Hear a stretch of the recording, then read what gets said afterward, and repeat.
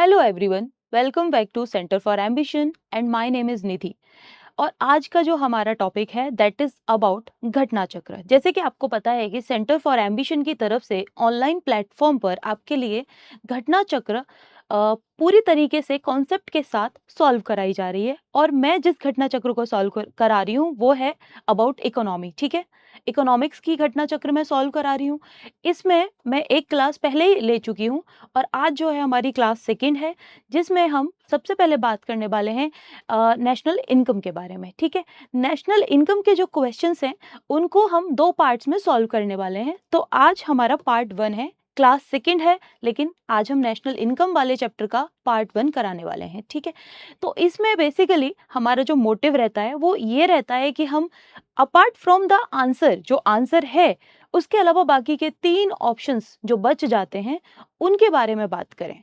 क्योंकि जनरली आपने देखा होगा जब भी क्वेश्चन रिपीट होता है, रिपीटेशन बहुत ज़्यादा आपको देखने को मिलता है, बट डायरेक्टली क्वेश्चन आपके सामने रिपीट नहीं होता हुआ दिखता। उसके कोई एक स्टेटमेंट उठा लिया जाता है या 4 ऑप्शन में से, जैसे मान लीजिए 2005 में एक क्वेश्चन पूछा गया, उसके 4 ऑप्शन दे रखे थे। हो सकता है कि 2025 में उसी 4 ऑप्शन में से कोई एक ऑप्शन उठा के उसमें क्वेश्चन बना के दे दिया हो। तो इसीलिए हमारे लिए घटना चक्र को इस तरीके से सॉल्व करना बहुत इंपॉर्टेंट हो जाता है। तो चलिए आज का अपना सेशन शुरू करते हैं। ये हमारा टेलीग्राम चैनल है। ये जो भी मैं आज यहाँ पे पढ़ा रही हूँ उसकी पीपीटी अगर आपको चाहिए, you can join our Telegram channel.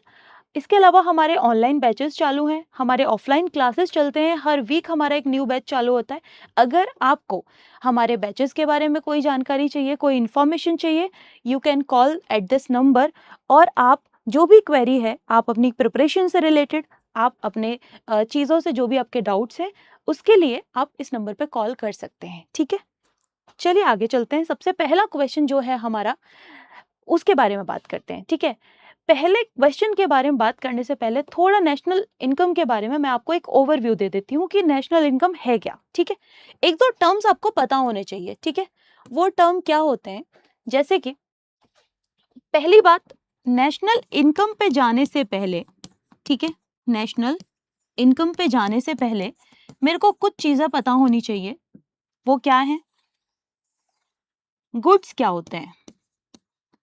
ठीक है, क्योंकि जब मैं आपको बोलूंगी जीडीपी, जीडीपी में गुड्स एंड सर्विसेज इन्वॉल्व होती हैं, दैट मीन्स कि क्वेश्चन ये रेज होता है कि फिर ये गुड्स क्या होते हैं। ठीक है, गुड्स क्या होते हैं? बेसिकली गुड्स दो तरीके से होते हैं, एक होते हैं इंटरमीडिएटरी, ठीक है, इंटरमीडिएटरी, और दूसरा होता है फाइनल गुड्स। ठीक है, intermediary goods and final goods. ठीक है, सर्विसेज क्या होती हैं, गुड्स क्या होते हैं, वो समझते हैं। तो गुड्स मतलब कि मैं मैंगो का, जैसे इस समय मैंगो का सीजन चल रहा है, तो मैंगो मेरे लिए एक कमोडिटी है, यानी कि एक गुड है। अगर मैं उसको मार्केट में सोल्ड यानी सेल करती हूँ, उसको बेचती हूँ, तो जो मैंगो है वो मेरे लिए गुड्स का काम कर रहा है। ठीक है, जितने भी आपके सामने चीजें हैं जिनको आप मार्केट में खरीद सकते हो, बेच सकते हो, वो सब गुड्स होते हैं। अब ये गुड्स दो तरीके के होते हैं, जैसे कि मैंने बोला intermediary good, for example mango. ठीक है, हम मैंगो का एग्जाम्पल ले लेते हैं, यानी कि आम का एग्जाम्पल ले लेते हैं। मैंगो को अगर मैं यूज कर रही हूं, सीधा मैंने मार्केट से लिया और इसे मैंने खा लिया, तो मैंगो मेरे लिए एक फाइनल गुड है। Got it? पका हुआ मैंगो मैंने लिया और उसे मैंने खा लिया, वो मेरे लिए एक फाइनल गुड हो गया। वहीं पे मैंगो को किसी जूस वाले ने परचेज किया, ठीक है, जो जूस बेचता है, जूस सेलर, उसने मैंगो को परचेज किया और मैंगो से उसने मैंगो शेक बनाया। क्या बनाया? Mango shake. ठीक है, इस सिचुएशन में ये जो मैंगो है, जहां मेरे लिए ये मैंगो फाइनल गुड है, वहीं पे ये एक जूस सेलर के लिए ये मैंगो जो है वो इंटरमीडिएटरी गुड है, क्योंकि वो इससे क्या बना रहा है? मैंगो शेक बना रहा है। ठीक है, आपको अब एक चीज समझ में आई कि गुड्स दो तरीके के होते हैं। एक इंटरमीडिएटरी का मतलब होता है कि उसका फाइनल जो कंजप्शन है वो नहीं हो रहा है, उसको किसी और चीज में ट्रांसफॉर्म किया जा रहा है। लाइक मैंगो का मैंगो शेक बनाया जा सकता है, मैंगो जूस बनाया जा सकता है, या हो सकता है कि इसका बेसिकली जैम बनाया जा रहा हो। ठीक है, इस तरीके से कुछ भी चीज पॉसिबल है। तो जो चीज फाइनल कंजप्शन में पहुंच रही है दैट इज फाइनल गुड, और अगर उस चीज को बदल के कन्वर्ट करके कुछ नया बनाया जा रहा है तो इसका मतलब वो चीज क्या है, इंटरमीडिएटरी गुड्स है। Is it clear? Okay, second concept की तरफ चलते हैं। सेकेंड कॉन्सेप्ट है हमारा टेरिटरी। ठीक है, जीडीपी की जब भी हम बात करेंगे तो हम टेरिटरी के बारे में जरूर पढ़ेंगे। अब ये टेरिटरी क्या होती है, मैं इसको रफ कर दूं, ठीक है। अब ये टेरिटरीज क्या होते हैं ये जानना बहुत जरूरी है। जब भी मैं आपको, हाँ सॉरी, उससे पहले सर्विस, ठीक है। सर्विसेज क्या होते हैं? सर्विसेज का मतलब होता है आप कोई ऐसा काम कर रहे हो जिसके बदले आपको कुछ मॉनेटरी प्रॉफिट्स हो रहे हैं। Like for example teaching as a profession, banking, financial activities होती हैं, ठीक है। इसके अलावा डॉक्टर्स अपनी सर्विसेज देते हैं, एटसेट्रा एटसेट्रा। Got it? ये होती है सर्विसेज। ओके, अब टेरिटरी क्या होता है? ठीक है, टेरिटरी क्या होता है? टेरिटरी को हिंदी में बोलेंगे आई थिंक क्षेत्र, सीमा, ठीक है, कुछ ऐसा ही आप टेरिटरी समझ लीजिएगा, मे भी क्षेत्र बोलेंगे, ठीक है। टेरिटरी क्या होती है? ये इंडिया है, ठीक है, ये इंडिया है, ये यूएसए है, ठीक है, इंडिया एंड यूएसए। ओके, अब आप जब देखते हो कि इंडिया में कुछ पार्ट हमारा इधर अंडमान निकोबार का, सॉरी लक्षद्वीप है, कुछ पार्ट इधर अंडमान निकोबार का भी है, क्या ये सब टेरिटरी होगा इंडिया का? यस।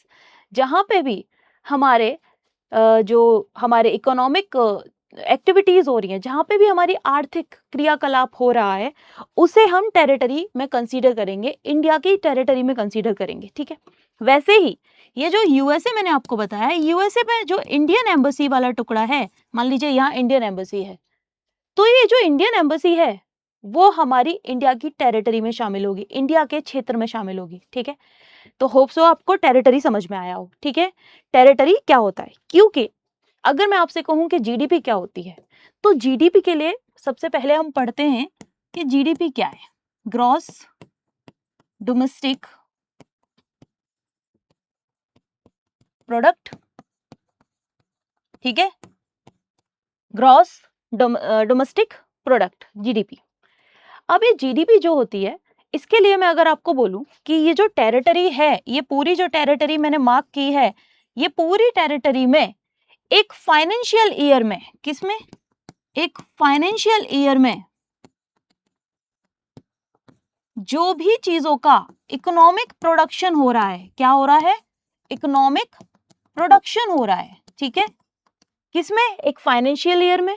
इस टेरिटरी के अंदर, इस क्षेत्र के अंदर जो भी मेरी आर्थिक क्रियाएं हो रही हैं, आर्थिक क्रियाकलाप हो रहे हैं, जो भी चीजें प्रोड्यूस हो रही हैं एक फाइनेंशियल ईयर के ड्यूरेशन में, उसे मैं क्या कहूंगी, जीडीपी कहूंगी, ठीक है। उसे क्या कहा जाएगा, जीडीपी कहा जाएगा। Is it clear? ओके, चलो यहां तक तो समझ में आ गया कि जीडीपी क्या होती है। अब ये फाइनेंशियल ईयर क्या होती है? Next question is what is financial year? Financial year का मतलब होता है करेंट ईयर, ठीक है। फाइनेंशियल ईयर का मतलब होता है करेंट ईयर। ओके,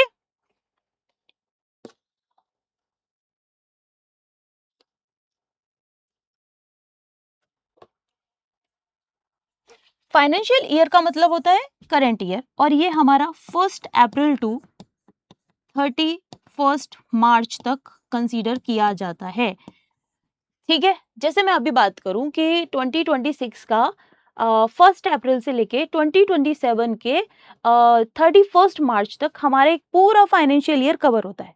तो आपको एक बात समझ में आएगी कि इस ड्यूरेशन में इंडियन टेरिटरी में, यानी कि इंडियन क्षेत्र, जो भी क्षेत्र सीमा है, उसमें जो भी इकोनॉमिक एक्टिविटी हुई, ठीक है, जो भी इकोनॉमिक एक्टिविटीज होते हैं, ओके, उनको हम क्या कह रहे हैं, जीडीपी में कंसीडर कर रहे हैं, ठीक है। बट इसके साथ क्या होना चाहिए, हमने कुछ प्रोड्यूस किया होना चाहिए। इकोनॉमिक एक्टिविटी का मतलब होता है production of goods and services, okay, यानी कि जो भी आप वस्तुएं, जो भी आप सेवाएं एक साल के अंदर, एक फाइनेंशियल ईयर के अंदर इंडिया के टेरिटरी के अंदर अगर ये सब चीजें कर रहे हो, that means that is called GDP. Okay, तो चलिए यहां तक एक मोटा माटी हमने छोटी छोटी चीजें समझ ली कि ये सब होता क्या है। ओके, अब एक चीज और रह गई है जिससे थोड़ा और समझा देती हूँ, बाकी तो क्वेश्चन के अकॉर्डिंग हम सॉल्व करते हुए जाएंगे। एक चीज और है, that is base year. Okay, base year, क्योंकि ये छोटे छोटे टर्म्स ना आगे आएंगे, और अगर ये अभी क्लियर नहीं होंगे तो फिर आपको शायद नेक्स्ट जब आप क्वेश्चन सॉल्व करने बैठोगे, इवन अगर आप यहाँ नहीं भी करोगे, आप खुद से भी करने बैठोगे घटना चक्र में, तो समझ में नहीं आएगा, आपको लगेगा कि क्या है ये, कहाँ से आया। ठीक है, तो that means base year. Base year क्या होता है,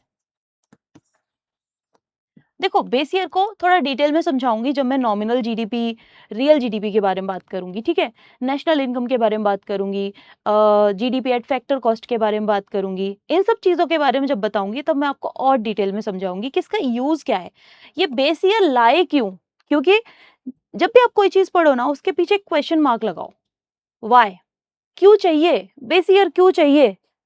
तो ये इसका जो रीजन है इसको पढ़ने का, इसका जो यूटिलाइजेशन है वो आगे है। ठीक है, बट अभी आप इतना समझ लीजिए कि पहले हमारा जो बेस ईयर हुआ करता था दैट वाज 2011 एंड 12। ठीक है, बट अभी जब हमने चीजें चेंज की, हमने इसको बदल के अब कर दिया है 2000 at present. Got it, at present हमारा जो बेस ईयर है वो 2022 एंड 23 है। ठीक है, और ये चेंज किसने किया है, ministry of statistics and production.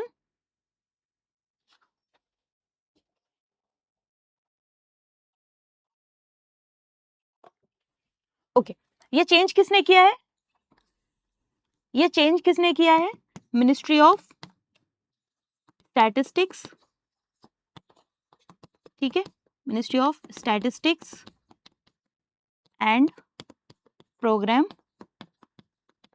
Implementation. ठीक है, मॉस्पी जिसे आप कहते हैं, बेसिकली आप जिसे मॉस्पी कहते हो, इसके अंडर एक ऑर्गेनाइजेशन है जिसका नाम है एनएसओ। ठीक है, ये जीडीपी से रिलेटेड डेटा रिलीज करती है। ठीक है, और जीडीपी से रिलेटेड चीजें उसके बारे में ये रिकॉर्ड्स रखती है। ठीक है, तो अभी हमारा जो बेस ईयर है दैट इज 22 टू 23। ठीक है, इसका यूटिलाइजेशन आगे बताऊंगी कि इसको हम क्यों पढ़ रहे हैं बेसिकली। ठीक है, ये तो है हमारा बेसिकली जीडीपी के लिए। ठीक है, जीडीपी के लिए आप एक चीज और पढ़ेंगे that is consumer price index. इसके लिए हमने बेस ईयर 2024 किया हुआ है। ठीक है, इसके लिए बेस ईयर क्या है 2024। अभी के लिए बस इतना याद रख लीजिए कि कौन सा ईयर किसके लिए है। ठीक है, मॉस्पी इसको रिलीज करता है, मॉस्पी के अंडर एक ऑर्गेनाइजेशन है एनएसओ। ठीक है, नेशनल स्टैटिस्टिकल ऑर्गेनाइजेशन, वो ये सारी चीजें रिलीज करती है। ठीक है, okay, CPI consumer price index, इसको भी आगे मैं एक्सप्लेन करूंगी क्वेश्चन के अकॉर्डिंग। ठीक है, अब चलते हैं क्वेश्चन की तरफ। ठीक है, पहला क्वेश्चन क्या कह रहा है, हिंदी और इंग्लिश में दोनों में पढ़ेंगे कि क्वेश्चन है क्या। ओके, इनमें से कौन सा आर्थिक विकास, ठीक है, का मुख्य कारण नहीं है। मैंने पिछली क्लास में भी आपको बताया था, हमेशा नेगेटिव वर्ड्स पे ध्यान दीजिए, नहीं है।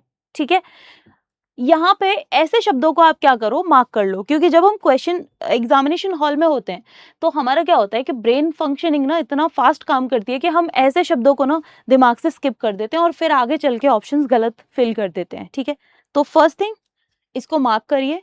वो पूछ रहा है कि आर्थिक विकास जो है, ठीक है, आर्थिक विकास में कौन सी चीज इन्वॉल्व नहीं होगी। ठीक है, ऑप्शन फर्स्ट इज पूंजी का संचय और तकनीक में सुधार। ठीक है, दूसरा है जनसंख्या में बदलाव, विशेष गतिविधियों में श्रम का विभाजन, टेक्नोक्रेट टेक्नोक्रेट और नौकरशाह। ठीक है, टेक टेक्नोक्रेट टेक्नोक्रेट एंड नौकरशाह। ठीक है, ओके, अब इंग्लिश में पढ़ते हैं क्वेश्चन है क्या। हाँ, ये क्लास हमारी बायलिंगुअल है, क्योंकि इससे पहले वाली क्लास अगर आप जाके देखोगे आपको पता चलेगा ये बायलिंगुअल है। ठीक है, हिंदी या प्रॉपर इंग्लिश नहीं है, मैं दोनों लैंग्वेज में आपको समझाने की कोशिश करूंगी। ठीक है, Which among the following is not a major factor of economic growth? देखो, आपको इकोनॉमिक ग्रोथ पता होना चाहिए, ठीक है। ये क्वेश्चन तभी सॉल्व होगा जब आपको इकोनॉमिक ग्रोथ पता होगी। इकोनॉमिक ग्रोथ का क्या मतलब होता है? इकोनॉमिक मतलब आर्थिक, ग्रोथ मतलब आप उसमें वृद्धि कर रहे हो, यानी कि हमारी जो आर्थिक वृद्धि है वो हो रही है, ठीक है। अब देखो, कोई भी चीज के लिए वृद्धि हो रही है, किसी भी इकोनॉमिक एक्टिविटी के ग्रोथ करने का रीजन क्या होना चाहिए? कुछ रिसोर्सेज अवेलेबल होने चाहिए, अच्छी लेबर होनी चाहिए, ठीक है। लेबर होनी चाहिए हमारे पास, उसको देने के लिए वेजेस होने चाहिए, इन्वेस्टमेंट होना चाहिए, कैपिटल होना चाहिए, ठीक है। नेचुरल रिसोर्सेज अवेलेबल होने चाहिए, लैंड अवेलेबल होनी चाहिए, ठीक है। हमारे पास लेबर होनी चाहिए। ये सारी चीजें कुछ फैक्टर्स हैं जो होने चाहिए। तो पढ़ते हैं, पहले कह रहा है accumulation of capital and reforms in technology. एक टाइम पे खेती जो की जाती थी वो हल के थ्रू की जाती थी, मतलब जो हल होता था उससे की जाती थी। बट अभी आज के टाइम पे टेक्नोलॉजी डेवलप हुई, ट्रैक्टर्स आए, मशीनरी आई और डेवलप हुआ।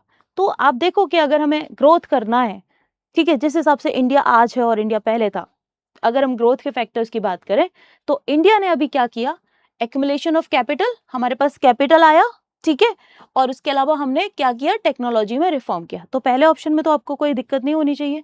ये तो ऑफ कोर्स ही बात है, ये तो इसके पॉजिटिव में जा रहा है, तो ये तो आंसर होगा नहीं। चेंज इन पॉपुलेशन, देखो पॉपुलेशन का बहुत बड़ा रोल है, ठीक है।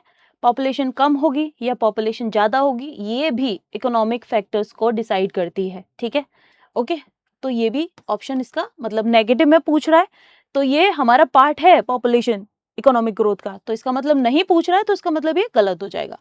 Division of labour in specialised activities, देखो अगर विशेष गतिविधियों में श्रम का विभाजन नहीं होगा, ठीक है, तो फिर कैसे आप ग्रोथ कैसे अचीव करोगे ना? अगर आप जब तक विभाजन नहीं करोगे, अगर आप उसको डाइवर्स नहीं करोगे, तो आप नहीं आपको इकोनॉमिक ग्रोथ नहीं उतनी अच्छी हो पाएगी। जैसे कि मेरे कहने का मतलब क्या है कि अगर एक लेबर है, अगर आप उसको मैनेजमेंट का काम दे दोगे, क्या वो कर पाएगा? ठीक है। या फिर एक रिसर्च पर्सन को आप फील्ड वर्क दे दोगे, क्या वो कर पाएगा? नहीं, नहीं। That means division of labour is very very important for economic growth. So third option favour में काम कर रहा है, नहीं पूछ रहा है, तो ये भी नहीं होगा। टेक्नोक्रेट्स एंड ब्यूरोक्रेट्स, अब मुझे बताओ कि टेक्नोक्रेट्स और ब्यूरोक्रेट्स ऐसा क्या इम्पैक्ट डालेंगे इकोनॉमिक ग्रोथ पे? कुछ इम्पैक्ट डालेंगे, क्योंकि जब हम ब्यूरोक्रेसी की बात करते हैं तो ब्यूरोक्रेसी क्या कर रही है? ब्यूरोक्रेसी जो लॉ फॉर्म होते हैं, जो हमारी जो लेजिस्लेटिव है, वो जो लॉ बनाती है, वो जो रिफॉर्म्स करती है, उनको एग्जीक्यूट कराने का काम है ना इनका। तो ये ऐसा क्या हमारे इकोनॉमिक ग्रोथ में ये क्या रोल प्ले करेंगे? नहीं ना। तो हमारा राइट ऑप्शन क्या होना चाहिए? डी, यानी कि टेक्नोक्रेट और नौकरशाह ये मुख्य कारण नहीं है हमारे इकोनॉमिक ग्रोथ के। Got it? किसी को कोई डाउट? नेक्स्ट, अर्थव्यवस्था में रियल सेक्टर यानी कि वास्तविक क्षेत्र में कौन सी गतिविधियां शामिल हैं? ठीक है, ओके। यहां मैं एक चीज और बता दूं कि दो चीजें होती हैं, economic growth and economic development, ठीक है। अब आया है तो कॉन्सेप्ट पढ़ भी लेते हैं, ठीक है। ये विकास नहीं होगा, ये वृद्धि होगी, ठीक है, ये वृद्धि होगी। एक होता है इकोनॉमिक ग्रोथ, जिसे हम कहते हैं आर्थिक वृद्धि। एक होता है इकोनॉमिक डेवलपमेंट, जिसे हम कहते हैं आर्थिक डेवलप, क्या गलत सलत लिख रहे हो? ओके, एक होता है इकोनॉमिक ग्रोथ, एक होता है इकोनॉमिक डेवलपमेंट। क्या फर्क है दोनों में? जब मैं इकोनॉमिक ग्रोथ की बात करती हूं तो सिर्फ ये इकोनॉमिक ग्रोथ मेरा क्वांटिटी है, ठीक है, ये क्वांटिटेटिव होता है। यानी कि क्वांटिटेटिव का मतलब किसी चीज को मेजर किया जा सकता है, जबकि अगर मैं डेवलपमेंट की बात करती हूं तो ये क्वालिटेटिव होता है, क्वालिटी पे बात करता है, ठीक है। यहाँ पे आप देखोगे कि जीडीपी बढ़ रही है, ठीक है, जीडीपी बढ़ रही है कि नहीं बढ़ रही है, ये सारे फैक्टर्स। यहाँ पे आप लोगों के ह्यूमन डेवलपमेंट इंडेक्स की बात करोगे, ह्यूमन डेवलपमेंट इंडेक्स की बात करोगे।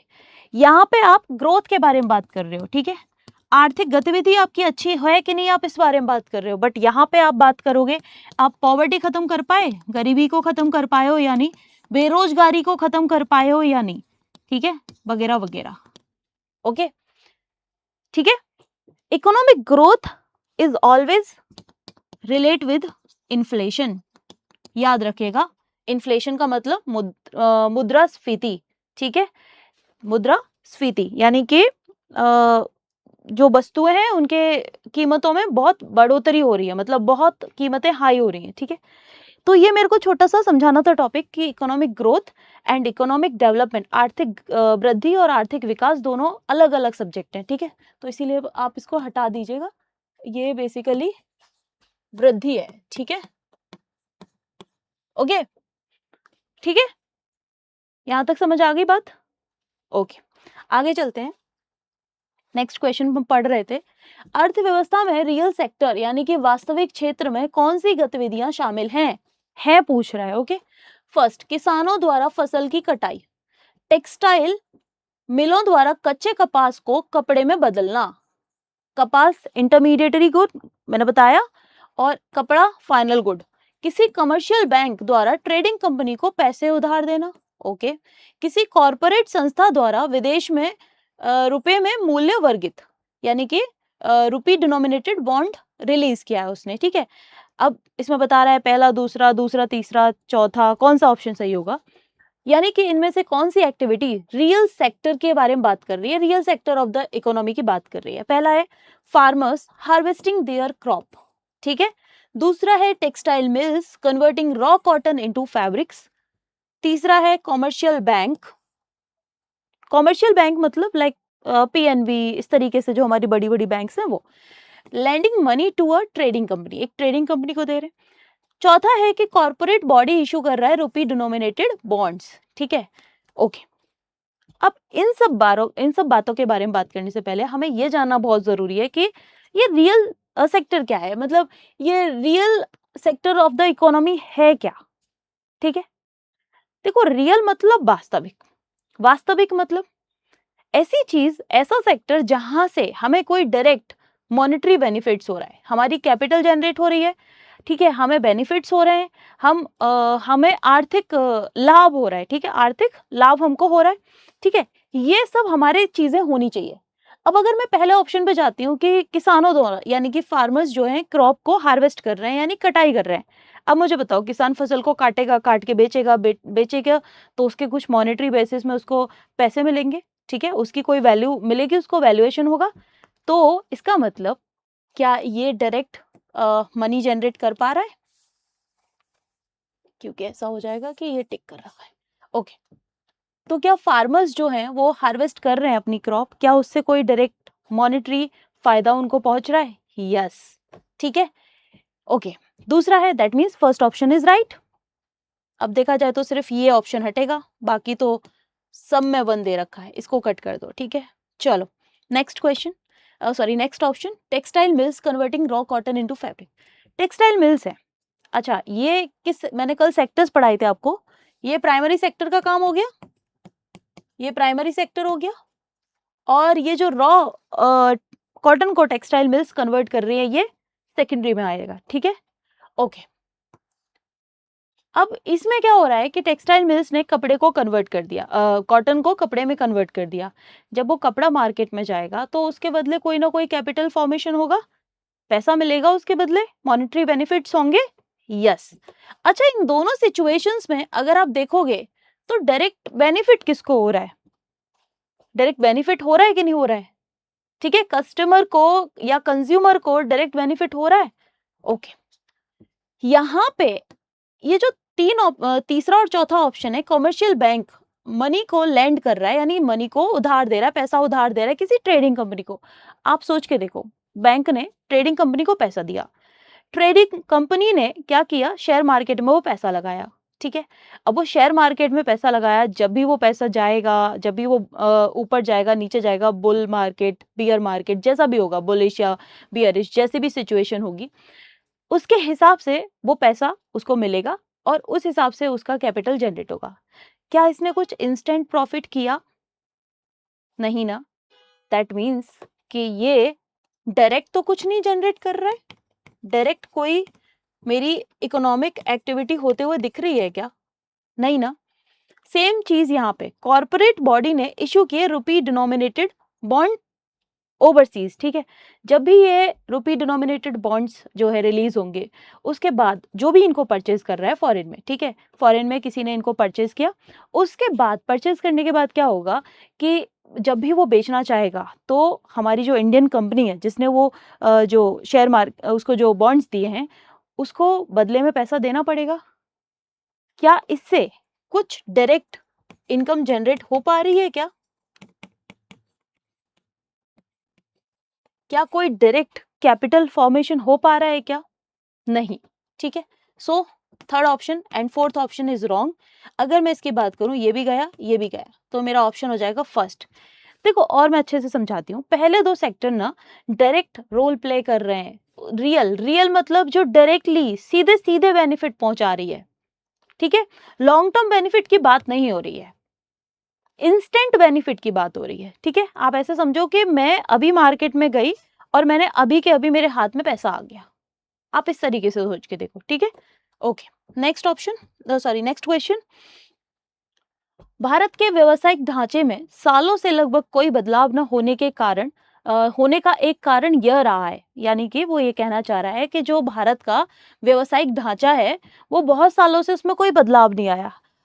हाँ, एक चीज़ और कि अब कुछ लोग अगर ये क्वेश्चन देखेंगे तो उनको लगेगा कि अगर ये प्रेज़ेंट की सिचुएशन है तो ये ऑप्शंस मैच नहीं होंगे। देखो, ये जो क्वेश्चंस मैं आपको करा रही हूँ, ये घटना चक्र अगर आप भी खोल के देखोगे तो उसमें 1992, 1990s इस तरीके से क्वेश्चंस हैं, ठीक है? 95 इस तरीके से इन ईयर्स के क्वेश्चंस हैं और ये जो यूपीएससी वाले क्वेश्चंस होते हैं वो थोड़े इंपॉर्टेंट होते हैं as compared to state PCS, ठीक है। तो ये जो क्वेश्चंस मैं ले रही हूँ ये स्टेट पीसीएस के नहीं है, यूपीएससी वाले भी हैं। तो आपके लिए कभी ना कभी हो सकता है किसी एक स्टेटमेंट को पकड़ के क्वेश्चन पूछ लिया जाए, ठीक है। तो इसीलिए अगर इनके ऑप्शंस आज के प्रेजेंट टाइम से प्रेजेंट सिनेरियो से मैच नहीं करते हैं तो आप इसको ये नहीं कह सकते रॉन्ग है, ठीक है। बट हमें क्वेश्चन को सॉल्व करना पड़ेगा। ओके, वापस आते हैं कि जो भारत का व्यावसायिक ढांचा है सालों से उसमें कोई बदलाव नहीं हुआ है। उसके रीजंस क्या है, उसके कारण क्या है? फर्स्ट वन इज निवेश का तरीका ज्यादा पूंजी वाले उद्योगों की ओर रहा है। ओके, खेती में उत्पादकता इतनी ज्यादा रही है कि लोग खेती से जुड़े रहना पसंद करते हैं। ओके, जमीन रखने की सीमा तय होने से ज्यादा लोगों को जमीन का मालिकाना हक मिला है और इसीलिए वे खेती से जुड़ा रहना पसंद करते हैं। ओके, लोग आर्थिक विकास के लिए खेती से उद्योगों की ओर बढ़ने के महत्व से काफी हद तक अनजान हैं। ठीक है, चार ऑप्शन है, कोई एक उसका रीजन है वो बताना है। ओके, चलो अब इधर आ जाते हैं। One of the reasons for India's occupational structure remaining more or less the same over the years, मतलब सालों साल से ये कारण ना सेम ही रहा है, जिसकी वजह से क्या हो रहा है, इकोनॉमिक ग्रोथ नहीं हो पा रही है या फिर इंडिया का कोई ऑक्यूपेशनल स्ट्रक्चर जो है सेम टू सेम है। Investment pattern has been directed towards capital intensive industries. क्या कह रहा है, जो इन्वेस्टमेंट पैटर्न है इंडिया का वो has been directed towards capital intensive industries, ठीक है, यानी जो कैपिटल जनरेट करती हैं उन्हीं की तरफ ज्यादा है। Okay, productivity in agriculture has been high enough to induce people to stay with agriculture. अच्छा, ठीक है. Ceiling on land holdings have enabled more people to own land and hence their preference to stay with agriculture. People are largely unaware of the significance of transition from agriculture to industry for economic development. Okay. देखो इसके पहले C option की बात करते हैं। Ceiling on land holding, आप जब पढ़ते हो पॉलिटी में आपने लैंड रिफॉर्म्स पढ़े होंगे, ठीक है। लैंड रिफॉर्म्स का रीजन क्या था? लैंड रिफॉर्म्स आने का सबसे बड़ा रीजन यही था कि वहां पे जो प्रॉपर्टी जो लैंड है वो एक बहुत बड़ा जो अमाउंट है लैंड का उसको ज्यादा से ज्यादा लोगों में डिवाइड किया जाए, ठीक है। मान लीजिए ये एक लैंड का टुकड़ा था जो किसी एक आदमी के पास था, इसके टुकड़े टुकड़े करके इसको कम से कम 1 2 3 4 5 6 7 8 9 लोगों को बांट दिया। तो तो आप सोच के देखो कि यहाँ पे क्या हुआ, लैंड रिफॉर्म्स की वजह से ये जो खेती के टुकड़े थे वो ज्यादातर लोगों को बांट दिए गए, यानी कि जमीन रखने की सीमा तय होने से ज्यादा लोगों को जमीन का मालिकाना हक मिला, इसीलिए वे खेती से जुड़ा। ये कोई रीजन नहीं है ना, खेती से जुड़े रहने के लिए, मतलब आपको लैंड रिफॉर्म का मेन मोटिव क्या था? लैंड रिफॉर्म्स का मेन मोटिव था कि क्या किया जाए, ज्यादा से ज्यादा लोगों के पास जो लैंडलेस लेबर्स है इन सबको देने का मोटिव था, ठीक है। यानी कि ये जो स्टेटमेंट है ये कहीं ना कहीं रॉन्ग हो जाता है। Ceiling on land holdings have enabled more people to own land and hence their preference to stay with agriculture. ये कोई रीजन नहीं है, ठीक है, ऑक्यूपेशनल स्ट्रक्चर सेम रहने का। इससे तो चेंज आना चाहिए ना, इससे क्या हुआ, होना चाहिए, चेंज आना चाहिए। लैंड रिफॉर्म हमने क्यों क्यों किए, ताकि चेंज आए, ठीक है। तो C option is wrong. People are largely unaware of the significance of transition from agriculture to industry for economic development। ये कह रहा है कि लोग ना अनअवेयर थे, ठीक है, एग्रीकल्चर से मुझे इंडस्ट्री की तरफ जाना है, ठीक है, मान लीजिए मैं हूं, मुझे एग्रीकल्चर से इंडस्ट्री की तरफ जाना है, इस बात से मैं अनअवेयर हूं, मतलब मुझे पता ही नहीं है। Is it possible? No. So D option is wrong. अब मेरे पास दो ऑप्शन बचते हैं, फर्स्ट एंड सेकंड। सेकंड देख लेते हैं। Productivity in agriculture has been high, यानी कि खेती में उत्पादकता इतनी ज्यादा रही कि लोग खेती से जुड़े रहना पसंद करते हैं। अब आप बताइए कि आपको लगता है कि जो खेती में उत्पादकता है वो इतनी ज्यादा है? अगर ऐसा ही होता तो बाकी का जिस तरीके से इंडिया ने ट्रांसफॉर्म किया है डायरेक्टली टू टर्शियरी सेक्टर, वो पॉसिबल हो पाता? तो ये ऑप्शन भी गलत हो जाता है, ठीक है। A option is correct because investment pattern जो है ना वो डायरेक्टली कैपिटल इंटेंसिव इंडस्ट्रीज की तरफ रहा है, ठीक है। आप जब 5 ईयर प्लान्स पढ़ते हो तो उसमें जो सेकंड प्लान है हमारा, सेकंड प्लान, उसमें भी आप देखोगे कि हमने क्या किया था, जिसे महालनोबिस प्लान भी कहते हैं। उसमें आप देखोगे कि हमने क्या किया, हमने ज्यादा से ज्यादा कैपिटल इंडस्ट्रीज सेटअप करने पे फोकस किया कि हम ज्यादा से ज्यादा क्या करें, इंडस्ट्रीज सेटअप करें। तो कहीं ना कहीं हमारा जो रीजन है वो ये वाला है, ठीक है। ए ऑप्शन इज करेक्ट, क्योंकि निवेश का तरीका ज्यादा पूंजी वाले उद्योगों की ओर हमेशा से रहा। भारत में अपनाई गई नई आर्थिक नीति के दो घटकों, यानी कि स्थिरीकरण और संरचनात्मक समायोजन के संबंध में निम्नलिखित में से कौन सा सही है? अब देखो ये दो चीजें ना पहले आप समझो, ठीक है। पूरा लिखा हुआ है कि स्थिरीकरण एक क्रमिक और बहुचरणीय प्रक्रिया है, जबकि संरचनात्मक समायोजन एक त्वरित अनुकूलन प्रक्रिया है। शब्दों पे ध्यान दो, त्वरित, ठीक है, बहुचरणीय। संरचनात्मक जो है फिर यहाँ पे एक क्रमिक भी है, बहुचरणीय है, और ये एक त्वरित है, ठीक है। इसके अलावा फिर दोनों क्या है, एक दूसरे के समान है और पूरक है, और इनको एक दूसरे से अलग कर पाना मुश्किल है। या फिर स्थितीकरण मुख्य रूप से उन नीतियों से संबंधित है जिन्हें केंद्र सरकार द्वारा लागू किया जाता है, जबकि संरचनात्मक जो है वो राज्य सरकार। देखो ये डी वाला ऑप्शन ना बिल्कुल ही हटा दो, क्योंकि ये कोई डिफरेंस नहीं है। हम इकोनॉमिक का टर्म पढ़ रहे हैं, उसमें राज्य सरकार और केंद्र सरकार का डिफरेंस तो पॉसिबल ही नहीं बनता, ठीक है। आपको नहीं भी आता, इतना बड़ा स्टेट, ये आईएएस का क्वेश्चन है, यूपीएससी का, तो आप इसको देख के इतना घबराओ मत, सीधे सीधे डी ऑप्शन को कैंसिल आउट करो। क्यों? क्योंकि यहाँ पे हम स्थिरीकरण और इसकी बात कर रहे हैं, स्टेबलाइजेशन की बात कर रहे हैं, तो सोच के देखो ये कोई मतलब बनता है इसका? तो यहाँ से भी stabilisation mainly deals with a set of policies which are to be implemented by central government while structural state government। नहीं, कुछ है ही नहीं, ये कोई मतलब नहीं बनता इसका, ठीक है।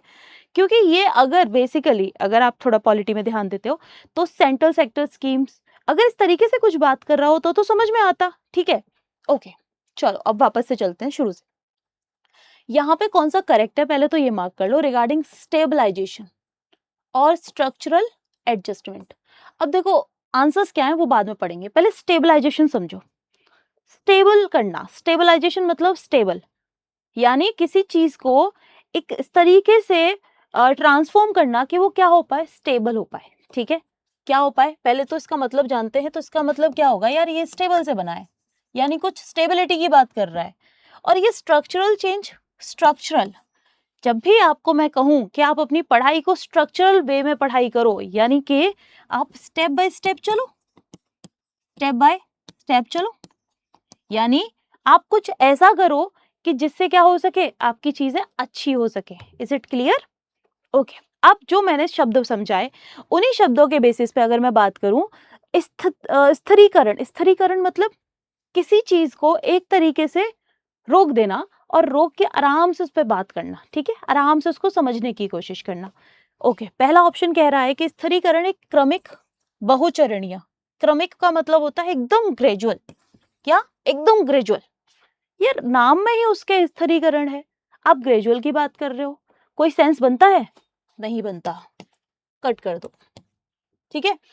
चलो यहां भी कंफ्यूजन हो रहा है, फिर भी संरचनात्मक, संरचना मतलब स्ट्रक्चर वाइज चलेंगे ना, एक एक से चलेंगे, स्टेप बाय स्टेप चलेंगे। तो त्वरित कह रहा है ये, तो त्वरित मतलब इंस्टेंट, पॉसिबल है क्या? एक तरफ शब्द का मतलब समझो और उसका मतलब वो बताना क्या चाह रहा है, ठीक है, ए ऑप्शन इज रॉन्ग। चलो बी को देख लेते हैं। संरचनात्मक क्रमिक ही है, संरचनात्मक क्रमिक है, ठीक है, संरचनात्मक मैंने बताया क्रमिक है, ओके। बहुचरणीय है, बहुचरणीय, बहुचरणीय क्या बताया मैंने आपको, मतलब मल्टी स्टेप, ओके ठीक है। स्थिरीकरण एक त्वरित अनुकूलन प्रक्रिया है, यानी कि स्थिरीकरण जो है वो कैसा है, त्वरित, त्वरित मतलब ग्रेजुअल, ठीक है, कहाँ गया, हाँ, क्विक, ठीक है, क्विक एडेप्टेशन प्रोसेस। थोड़ा इंग्लिश में पढ़ लेते हैं कि structural adjustment is gradual multi step, मैंने बताया स्टेप बाय स्टेप, स्ट्रक्चरल में आप कैसे चल रहे हो, मैंने कहा स्टेप बाय स्टेप जाओ, तो दैट मीन्स ये बात तो सही कह रहा है कहीं तक। अब बात करते हैं स्टेबलाइजेशन की। स्टेबलाइजेशन एक क्विक एडेप्टेशन प्रोसेस है। आपने गाड़ी चला रहे थे, अचानक से सामने से ट्रक आ गया और ट्रक आने की वजह से आपको गाड़ी को स्टेबल करने के लिए एकदम ब्रेक लगानी पड़ी। तो जो आपने ब्रेक लगाया वो कैसा इंस्टेंट था, कैसा काम था, क्विक। स्टेबलाइजेशन मतलब क्विक स्टेप लेना, ठीक है, दैट मीन्स कि बी ऑप्शन इज करेक्ट, यानी कि बी ऑप्शन कैसा हो जाएगा, करेक्ट हो जाएगा, ठीक है। बेसिकली ए और बी में फर्क सिर्फ इतना है कि जो दे रखे जो संरचनात्मक का कार्य है वो उन्होंने स्थिरीकरण के बारे में बता दिया, मतलब रिवर्स कर दिया दोनों टर्म्स को, ठीक है, कहने का मतलब ये। अब थर्ड वैसे पढ़ने की जरूरत नहीं, बट फिर भी पढ़ लेते हैं कि दोनों को क्या बता रहा है, समान बता रहा है। क्या दोनों समान हैं? नहीं है समान, तो समान कैसे बता सकता है, ठीक है, वेरी सिमिलर, कहाँ से सिमिलर है और सेपरेट करना, अरे नहीं भाई गलत है ये, ठीक है। नेक्स्ट चलते हैं। भारत में आर्थिक उदारीकरण की शुरुआत कब हुई थी? आर्थिक उदारीकरण, ठीक है, आर्थिक उदारीकरण आपको पता होगा ये बात कर रहा है इकोनॉमिक लिबरलाइजेशन की। जब 1991 में हमने न्यू इकोनॉमिक पॉलिसी, क्या न्यू इकोनॉमिक पॉलिसी अडॉप्ट की थी, उसके बारे में बात कर रहा है। जब हम एलपीजी रिफॉर्म्स लेके आए थे, ये एलपीजी गैस वाला नहीं है, ये लिबरलाइजेशन, प्राइवेटाइजेशन, ठीक है, प्राइवेटाइजेशन और ग्लोबलाइजेशन, ठीक है, ये वाला है, ये वाला है, ठीक है, ग्लोबलाइजेशन, ठीक है। तो एलपीजी रिफॉर्म्स की बात कर रहा है, ओके। तो औद्योगिक लाइसेंसिंग नीति में बड़े बदलाव, भारतीय रुपए की परिवर्तनीयता और विदेशी प्रत्यक्ष निवेश, निवेश और टैक्स दरों में भारी कटौती, ओके ठीक है। आपको इतना समझ आया 1991 में क्या हुआ था, लिबरलाइजेशन, प्राइवेटाइजेशन, ग्लोबलाइजेशन, तीन चीजों पे हमने ध्यान दिया था, ठीक है। लिबरलाइजेशन का मतलब हमने बेसिकली अडॉप्ट किया चीजों को, ठीक है, हमने फॉरेन जो फॉरेन में जो चीजें थी, जो पॉलिसी थी, उस तरीके से उनको अडॉप्ट किया। प्राइवेटाइजेशन का मतलब है कि सरकार की जो गवर्नमेंट की जो बेसिकली उसमें एक तरीके से स्टॉक होल्डिंग है, उसको हमने खत्म किया। खत्म करने का मतलब है कम किया, लाइक 51% जो पार्टिसिपेशन था उसको हमने कम किया, 49% तक लेके गए, ठीक है, उसे कहते हैं प्राइवेटाइजेशन। प्राइवेटाइजेशन का मतलब है जैसे अभी आप रेलवे को देख रहे हो, धीरे धीरे रेलवे का प्राइवेटाइजेशन हो रहा है, यानी कि सरकार की होल्डिंग कम हो रही है और प्राइवेट प्लेयर्स को मौका दिया जा रहा है, ठीक है। और ग्लोबलाइजेशन, ग्लोबलाइजेशन का मतलब है कि हम बेसिकली अब वर्ल्ड के जो नॉर्म्स हैं, रेगुलेशंस हैं, उनके हिसाब से भी चीजें कर रहे हैं, ठीक है, अडॉप्ट कर रहे हैं उनको, ओके। पहला कह रहा है substantial change in industrial licensing policy. आपको पता है कि 1991 से पहले हम कहते थे लाइसेंस राज है, ठीक है, तो ऑब्वियस सी बात है कि 1991 के बाद वो चीज खत्म हुई। तो इसका आंसर एक ही लाइन में हमें मिल गया है, बट हम आगे नहीं बढ़ेंगे, हम बाकी के तीन ऑप्शंस भी सोचेंगे कि क्या है। कन्वर्टेबिलिटी ऑफ इंडियन रुपी, देखो दो तरीके के जब मैं आपको अकाउंट बताऊंगी, ठीक है, एक करेंट अकाउंट, एक हमारा कैपिटल अकाउंट। हमने करेंट अकाउंट को जो है फुली कन्वर्टेबल कर दिया। कन्वर्टेबल का मतलब क्या होता है कि डॉलर के कंपैरिजन में या फिर जो भी यूरो है उसके कंपैरिजन में हम अपने रुपीस की जो उसको चेंज करने की जो पावर है उसको हमने क्या कर दिया है, ईज कर दिया है, उसको हमने आसान कर दिया है।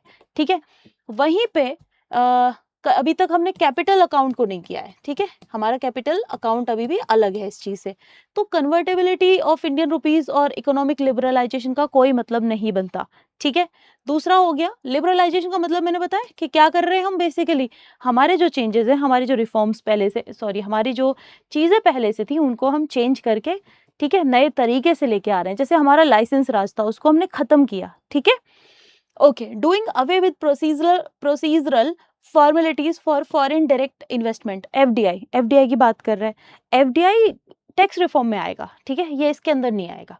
ओके, ये किस में आना चाहिए, टैक्स रिफॉर्म्स में आना चाहिए, टैक्स रिफॉर्म्स।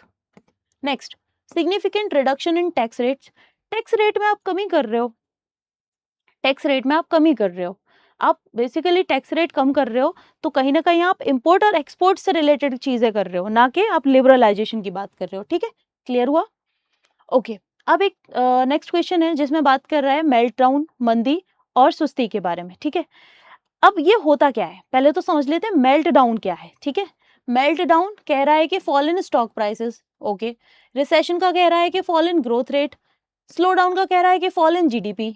अब इनमें से कौन सा पेयर करेक्टली मैच है, ये भी यूपीएससी का क्वेश्चन है। ठीक है, ओके, अब ये है क्या वो देख लेते हैं कि बेसिकली ये कह क्या रहा है। देखो, मेल्ट डाउन, मेल्ट मतलब कोई चीज पिघल गई, मेल्ट डाउन मतलब हिंदी में समझे तो पिघल गए, पिघल जाना, यानी कोई चीज पिघल गई। इसका मतलब क्या है कि मेल्ट डाउन, कोई चीज पिघल के गिर गई ना, यानी कि fall in stock prices.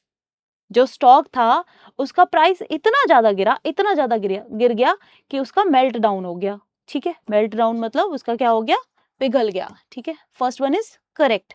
Recession, recession को कहते हैं मंदी। ठीक है, रिसेशन को कहते हैं मंदी, ये इकोनॉमी का एक टाइप है।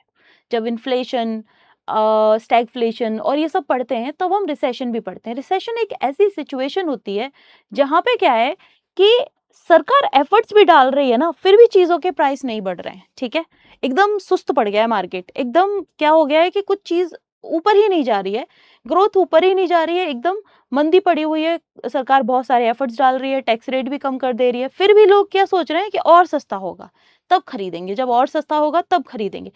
तो इस तरीके की सिचुएशन जब बनती है ना रिसेशन की, मंदी की, तो आप सोचो कि शेयर की कीमतों कीमतों में गिरावट, मतलब ये जो fall in growth rate, sorry fall in growth rate, ये इसका है और ये इसका है। ठीक है, ये इसका ठीक है, यहाँ ठीक मैच है, यानी कि विकास दर में गिरावट।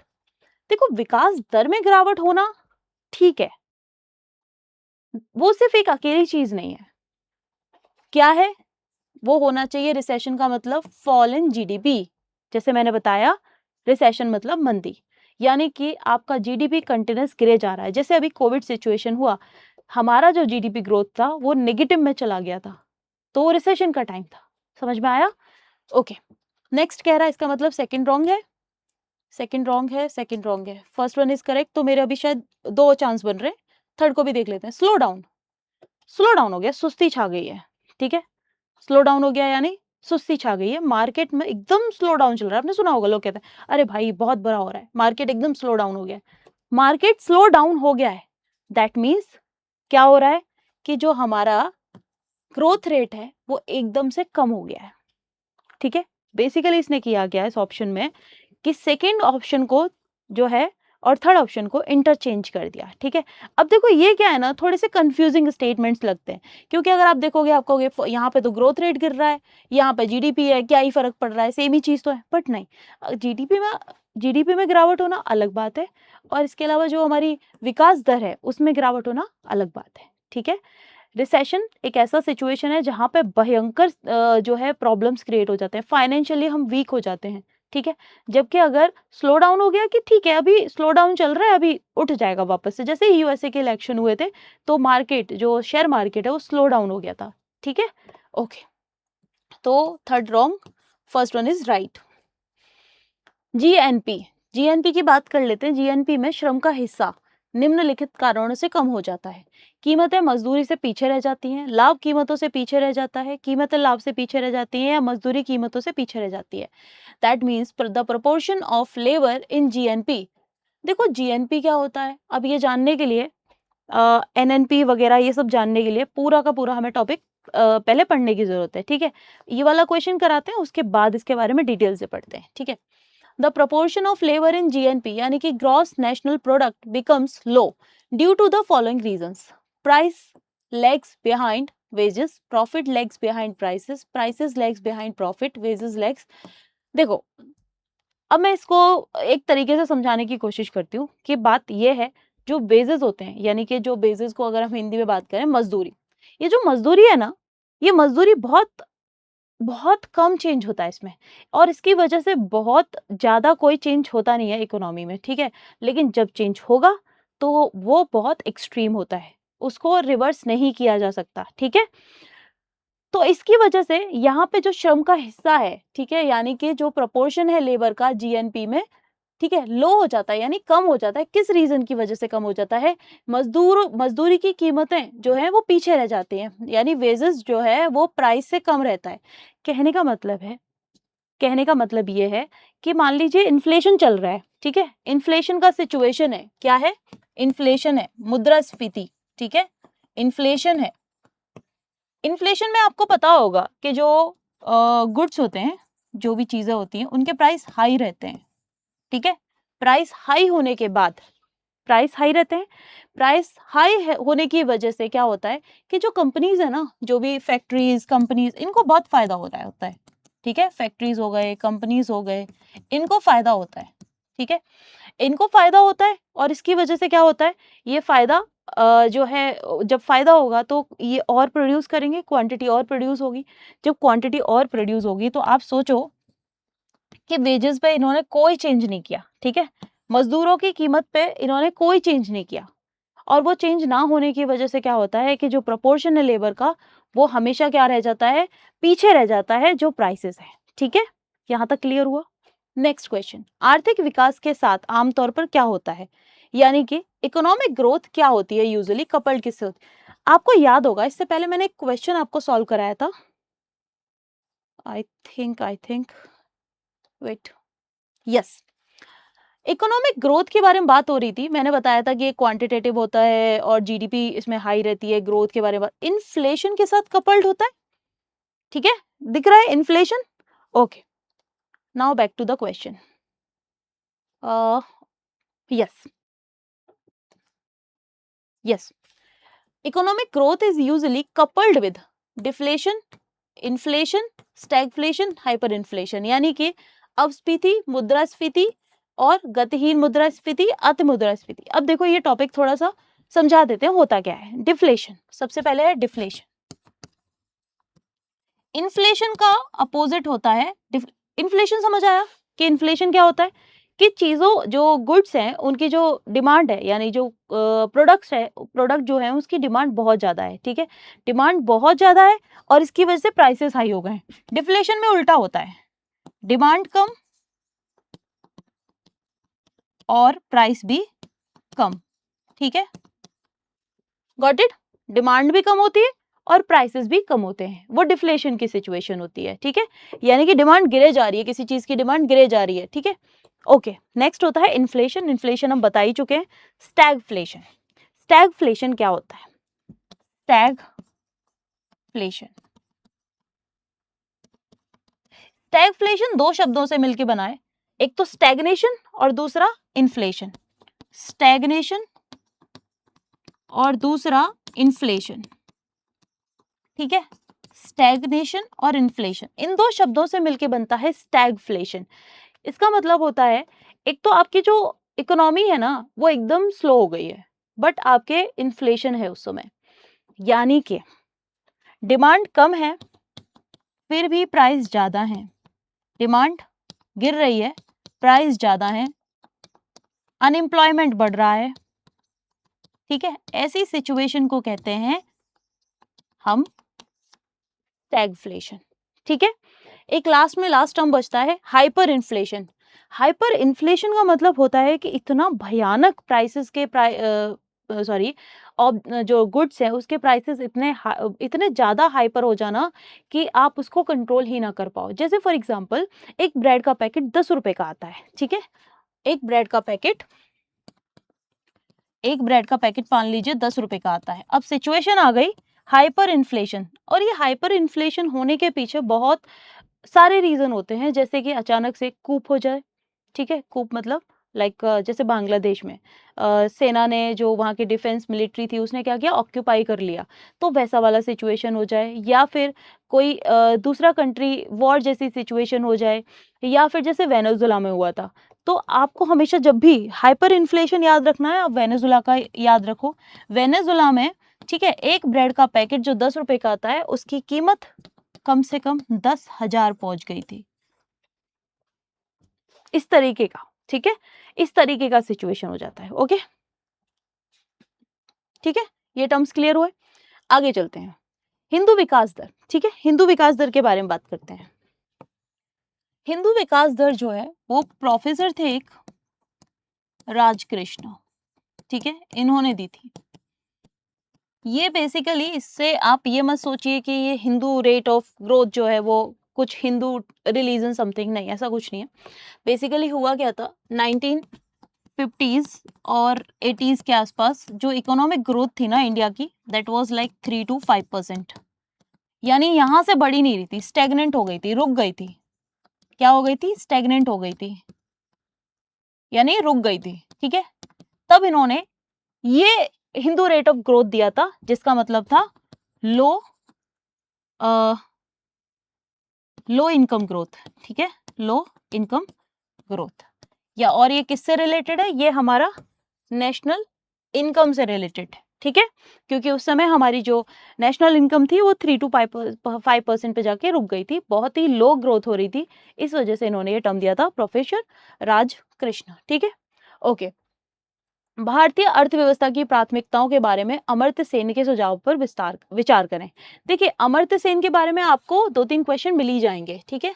अमर्त्य सेन, ये बेसिकली बहुत बड़े इकोनॉमिस्ट हैं, ठीक है, और ये इनका जो है ना, ये हमेशा वेलफेयर अप्रोच यूज करते हैं। इनकी अप्रोच क्या है? वेलफेयर, ठीक है। इन्होंने कमोडिटी वर्सेस ह्यूमन बीइंग, इस तरीके से एक थ्योरी भी दी थी, एक प्रिंसिपल दिया था।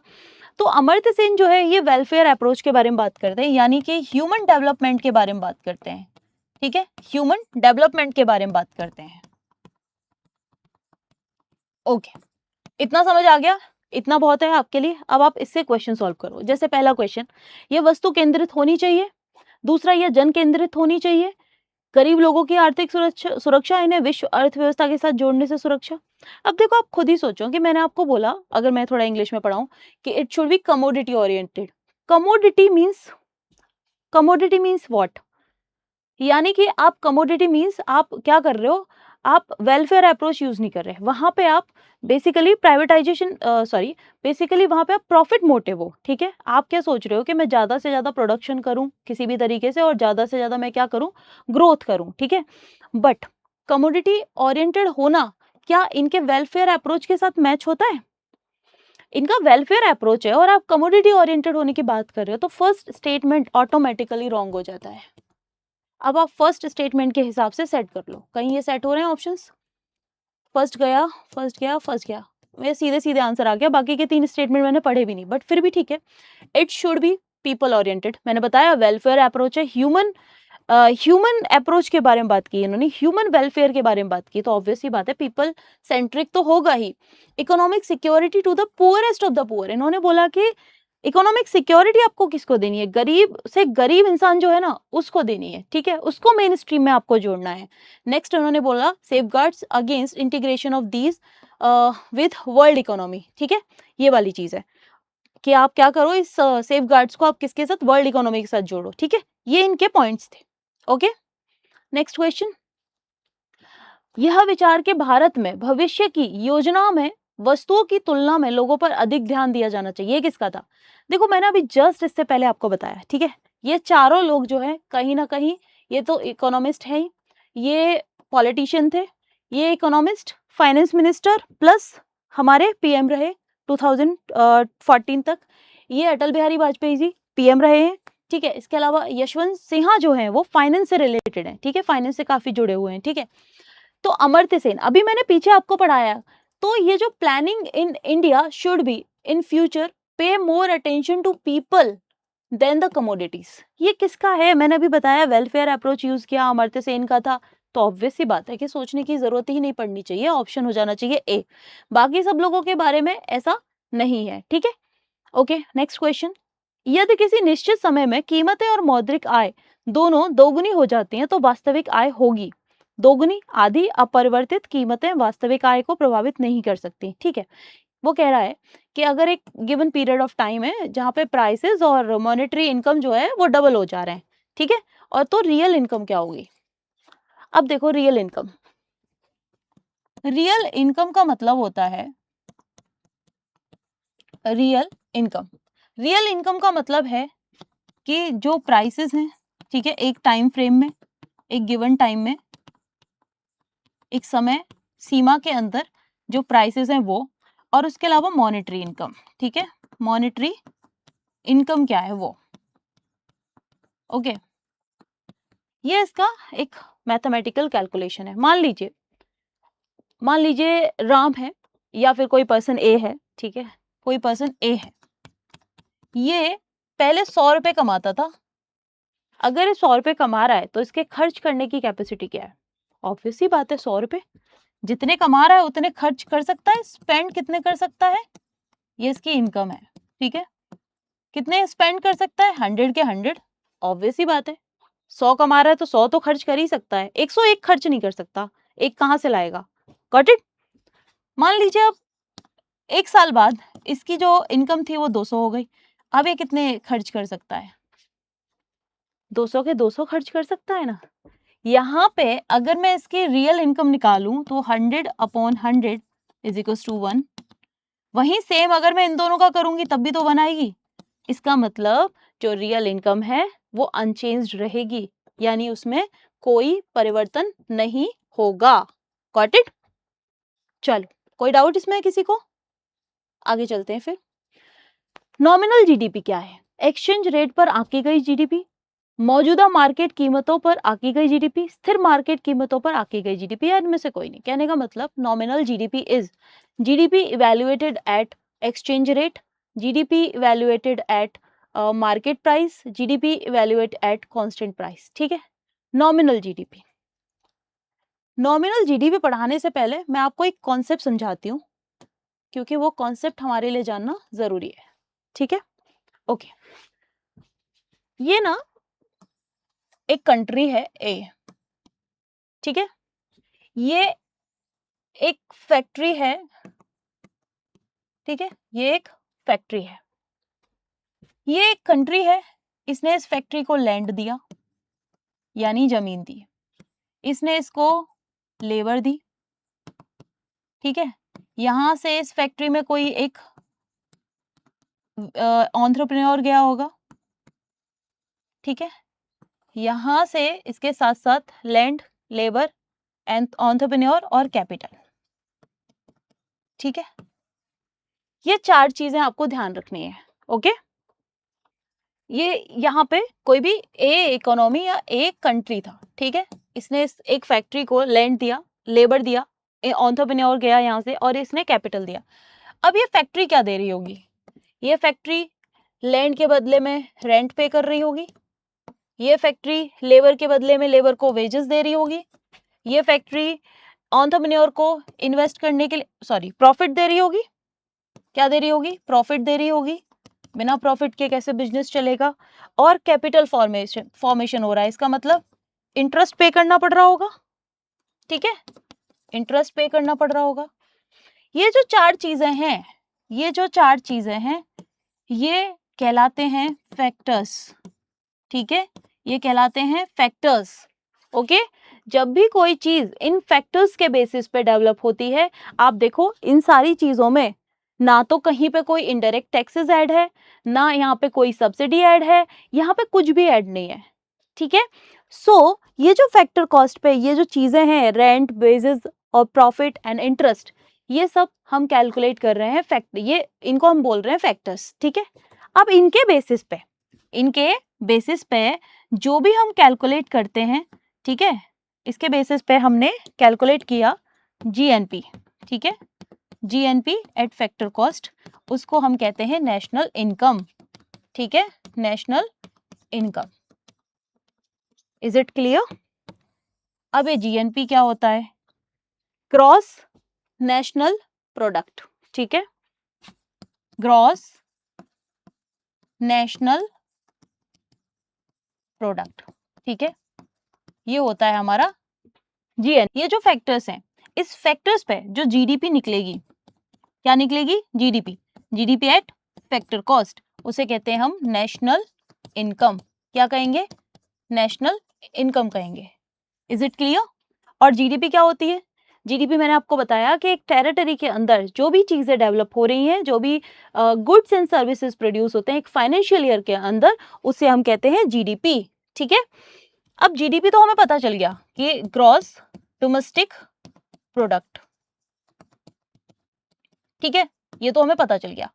अब मुझे एक बात बताओ कि जीडीपी जो है ये जैसे ये कंट्री है, ये यूएसए भी है, अब यहाँ से भी तो कुछ कंपनीज होंगे जो यहाँ से डेवलप कर रहे होंगे, यहाँ से गुड्स प्रोड्यूस कर रहे होंगे, सर्विसेज सेल कर रहे होंगे, उनको कैसे इंक्लूड करेंगे, ठीक है। या फिर ऐसा हो सकता है, मैं इसको और अच्छे तरीके से समझाती हूँ, कि मान लीजिए ये कंट्री है इंडिया, ये कंट्री है यूएसए, ठीक है, यहाँ इतने हिस्से में अमेरिकन्स काम कर रहे हैं, ठीक है, और ये बाकी इंडियंस हैं।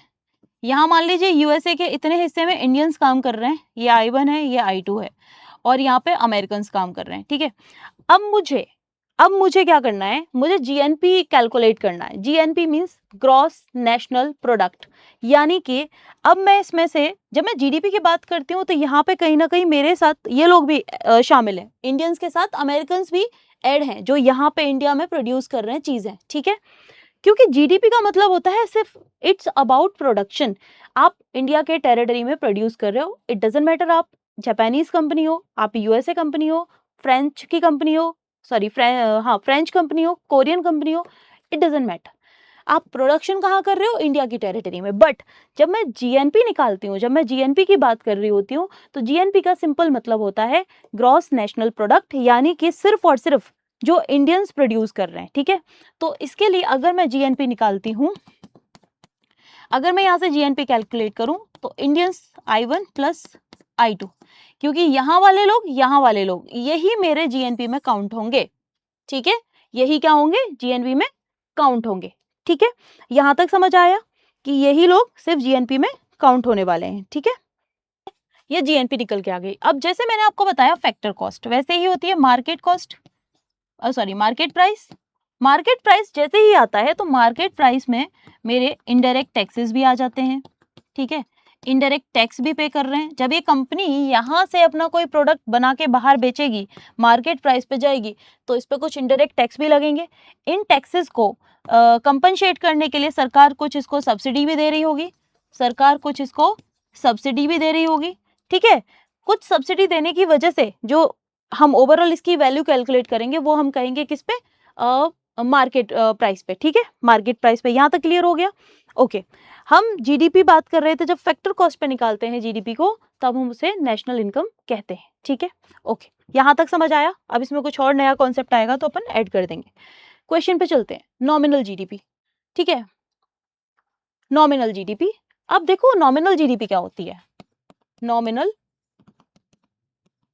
जीडीपी, ठीक है, पहले नॉमिनल जीडीपी का कॉन्सेप्ट और क्लियर कर लेते हैं। इसके लिए एक और स्लाइड खोल लेते हैं। ओके, मान लीजिए मैं 2026-27 के फाइनेंशियल ईयर की बात कर रही हूँ, ठीक है। यहाँ पे कोई एक मान लीजिए वीट प्रोड्यूस किया, वीट का जो प्राइस मान लीजिए 100 kg वीट प्रोड्यूस किया, और ये 100 kg वीट का जो प्राइस लगाया वो 1000 रुपीज पर केजी के हिसाब से लगाया, ठीक है, 1000 रुपीज पर केजी, ठीक है, ये इसका रेट है। ओके, अब यहां से जो मैं जीडीपी इसको कैलकुलेट करूंगी कि कितना ये प्रोड्यूस हुआ, तो ये जब मैं कैलकुलेट करती हूं तो ये मेरा निकल के आता है, ठीक है, 1 लाख। इसका मतलब जो वीट का कंट्रीब्यूशन है जीडीपी में दैट इज 1 लाख। तो ये जो 1 लाख निकल के आया ना, ये मेरा नॉमिनल जीडीपी है। ये क्या है? मेरा नॉमिनल जीडीपी, ठीक है। यानी कि ये मेरा अभी के करंट ईयर का नॉमिनल जीडीपी निकल के आ गया। अब एक होता है रियल जीडीपी, एक क्या होता है? Real GDP. रियल जीडीपी की जब भी बात करते हैं तो रियल जीडीपी का मतलब क्या होता है कि अब जैसे एक मैं एग्जांपल से समझाती हूँ। मान लीजिए 2026 2026 तो चल ही रहा है। एक काम करते हैं, 3 साल का टेबल बनाते हैं। 2024, 25, 2025, 26, 2026 एंड 27, ठीक है। ओके, मेरा प्रोडक्ट क्या है? वीट। मान लीजिए 2024-25 में मैंने जो वीट ग्रो किया वो इसको करते हैं 150 केजी, नहीं इसको कांस्टेंट रखते हैं। 100 केजी हुआ, यहाँ पे भी 100 केजी डेवलप हुआ, प्रोड्यूस हुआ, यहाँ पे भी 100 केजी प्रोड्यूस हुआ। ये तो हो गई उसके प्रोडक्शन, ठीक है, ये प्रोडक्शन है। बट इसके प्राइस क्या है? प्राइस तो अलग अलग रहेंगे हर साल। इसको मान लीजिए 500 रुपीज पर केजी के हिसाब से था ये, और ये मान लीजिए 2000 रुपीज पर केजी के हिसाब से था, और ये तो मैंने बताया 1000 रुपीज पर केजी के हिसाब से था, ठीक है। अब आप देखो कि जब मैं नॉमिनल जीडीपी निकालूंगी, यहाँ पे नॉमिनल जीडीपी, जब मैं नॉमिनल जीडीपी निकालती हूँ तो इनका इंटू करना पड़ेगा। इंटू किया तो ये हो जाएगा 5 1 2 3 4 50,000 रुपीज। यानी कि 2024-25 में मेरा जो जीडीपी था वो 24-25 में 50,000 के आसपास आया, वीट का उसमें कंट्रीब्यूशन। दूसरा, जब मैं 25-26 में गई तो यहाँ से मेरा 2000, 1 2 3 4 5, ठीक है, यानी कि 2 लाख पहुंच गया। ओके, 2 लाख पहुंच जाता है। फिर जब मैं 2026-27 की बात करती हूँ तो यहाँ पे ये मेरा 1 लाख पहुंच गया। अब आप एक चीज देखो, मेरा ये रफ डायग्राम समझाने का मतलब क्या है। अगर आप प्राइसेस देखोगे, प्रोडक्शन तो सेम हुआ 100, बट ये प्राइस फ्लक्चुएट हुए, तो आप देखोगे कि सबसे अच्छा कहाँ हुआ। आप कहोगे कि सबसे अच्छा जीडीपी का जो फॉर्म है वो 2025-26 में था, जबकि प्रोडक्शन तो सेम हो रहा है, ठीक है। प्रोडक्शन सेम होने के बावजूद भी, मेरे जो नॉमिनल जीडीपी जब मैं निकालने जा रही हूँ तो मुझे ऐसा पता चल रहा है कि यहाँ मेरा सबसे कम था, फिर 2026-27 में ठीक है, और 2025-26 मेरा बेस्ट था। इस तरीके से मैं कैलकुलेट करूंगी तो ये तो मेरा नॉमिनल जीडीपी हो गया। बट प्रॉब्लम क्या होती है कि नॉमिनल जीडीपी कभी भी एक्चुअल वैल्यूज नहीं देता, कभी भी उसके एक्चुअल वैल्यूज निकल के नहीं आते हैं। इसीलिए हम क्या करते हैं? रियल जीडीपी कैलकुलेट करते हैं। क्या कैलकुलेट करते हैं? Real GDP. मैंने आपको स्टार्टिंग में बेस ईयर बताया था। इसमें हम एक ईयर को, किसी एक ईयर को, ये डेटा के बेसिस पे उसे हम बेस ईयर जो है सेट कर देते हैं कि बेस ईयर यही रहेगा, ठीक है। फिर हम वहां पे प्रोडक्शन को कांस्टेंट ना रखे, हम प्राइस को कांस्टेंट रखते हैं। रियल जीडीपी में हम प्राइसेस को कांस्टेंट रखते हैं, ठीक है, प्राइस हमारे कांस्टेंट रहते हैं।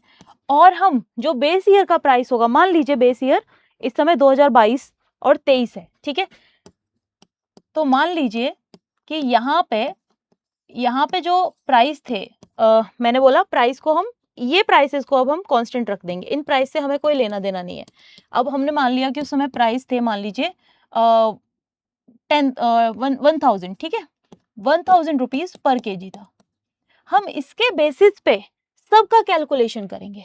तो इससे क्या होता है कि इससे ये पता चलता है कि 2022 और 23 के कंपैरिजन में 2025 या 2026 में कितना प्रॉफिट हुआ, कितना जीडीपी में ग्रोथ हुई, ठीक है। इसीलिए रियल जीडीपी निकाला जाता है, इसीलिए बेस ईयर फिक्स किया जाता है। तो आपको इतना समझ में आ गया कि बेस ईयर क्यों फिक्स करते हैं। ओके ओके, चलो क्वेश्चन पे चलते हैं। क्वेश्चन था कि जो नॉमिनल जीडीपी है वो किस पे कैलकुलेट की जाती है। आप देखो, मैंने अभी आपको नॉमिनल जीडीपी बताया था, ये किस पे की जाती है?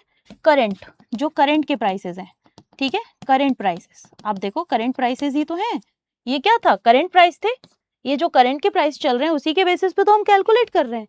तो इस कॉन्सेप्ट से आपका ये क्वेश्चन सॉल्व हो जाता है कि ये किस पे की जाती है? करंट मार्केट प्राइस पे की जाती है। जीडीपी करंट मार्केट प्राइसेस पे इवेल्युएट की जाती है। ठीक है, समझ आ गया? कांस्टेंट मार्केट प्राइस नहीं होते, करंट मार्केट प्राइस होते हैं। कांस्टेंट मार्केट प्राइस में तो फिर आपका क्या हो जाएगा, रियल जीडीपी हो जाएगी। ठीक है, ओके। अब यहाँ पे एक कैलकुलेशन दे रखी है, मैथमेटिकल कैलकुलेशन है। एक ओपन इकोनॉमी है, वहां पे नेशनल इनकम को वाई से डिनोट किया गया है। ठीक है, national income is equal to Y.